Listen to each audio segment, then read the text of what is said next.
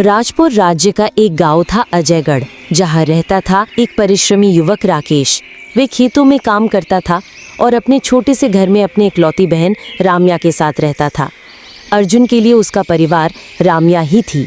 उसने बचपन से ही ठान लिया था कि राम्या की शादी वो इतने भव्य तरीके से करेगा कि सारा गांव देखे। एक दिन खेत में फावड़ा चलाते समय राकेश का मित्र बबलू आया और बोला, अरे राकेश, पता चला मोतीलाल ने चौधरी सत्यपाल के घर चोरी की है। और उससे जब पूछा गया चोरी क्यों की तो उसने कहा मजबूरी थी। मजबूरी नहीं है, ये तो बस उन लोगों की बहानेबाजी है जो हर बात का दोष भाग्य को देते हैं। असली में भाग्य हमेशा उसी का साथ देता है जो सच्ची में मेहनत करता है। इतना बोलकर राकेश फिर से फावड़ा चलाने लगा और बबलू घर की तरफ चला गया। शाम को घर लौटते समय राकेश को एक पेड़ के नीचे बैठे योगी देवदास दिखाई दे।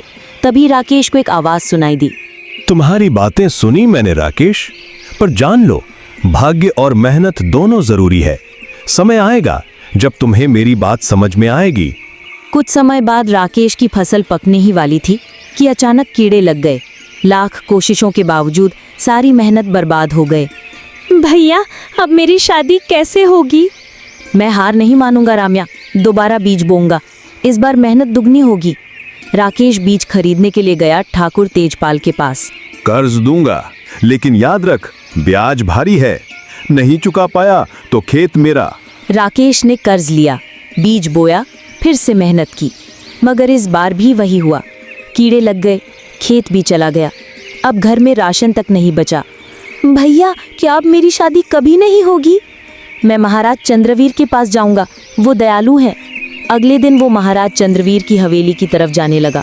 उसने महाराज चंद्रवीर से मदद मांगी, लेकिन महाराज ने मदद से इनकार कर दिया। बाकी किसानों की फसल ठीक थी, केवल तुम्हारी खराब। या तो तुम झूठ बोलते हो या तुम्हारा भाग्य खराब है। निराश लौटते समय राकेश को एक मृत व्यक्ति झाड़ियों में मिला। हाथ में एक चमकता हुआ हीरा था। राकेश मन में सोचने लगा, ले या ना ले। अगर नहीं उठाऊंगा तो कोई और उठा लेगा। क्या मैं अपने जीवन को बदलने का मौका खो दूं? वह हीरा लेकर शिवपुर के एक जौहरी के पास गया, जिसने उसे कम कीमत और तानों से अपमानित किया। गुस्से में राकेश ने धक्का दे दिया, जौहरी मर गया। तभी वहां आया नरेश और बोला, उस मरे आदमी को मैंने मारा था, वो मेरा साथी था। ये हीरा मेरा है, राजकोष से मैंने चुराया था। अभी ये हीरो की पोटली तुम रखो, मैं कुछ दिनों में आऊंगा लेने। नहीं माने तो कह दूंगा कि तुमने दोनों की हत्या की है। राकेश डर गया। उसने हीरा और कुछ स्वर्ण मुद्राएं ले ली। राकेश ने राम्या से कहा, महाराज चंद्रवीर ने इनाम में ये मुद्राएं दी हैं। ठाकुर का कर्ज चुका दिया, खेत वापस मिल गया। राम्या की शादी की बात फिर से शुरू हो गई।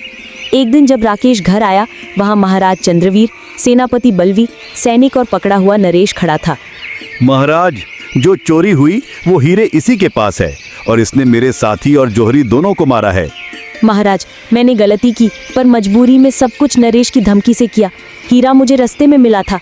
तभी वहां पहुंचे योगी देवदास और बोले, महाराज, राकेश, मैं जानता हूं ये मेहनती है, मजबूर हुआ था। इसका अपराधियों से कोई नाता नहीं है। ठीक है योगी जी, आपके कहने पर इसे क्षमा करता हूं। नरेश को सैनिक गिरफ्तार कर ले गए। कुछ महीने बाद राकेश फिर से बीज बोए। इस बार ना कीड़े लगे, ना कोई बाधा। फसल शानदार हुई। पूरे राजपुर में सबसे ऊंचे दामों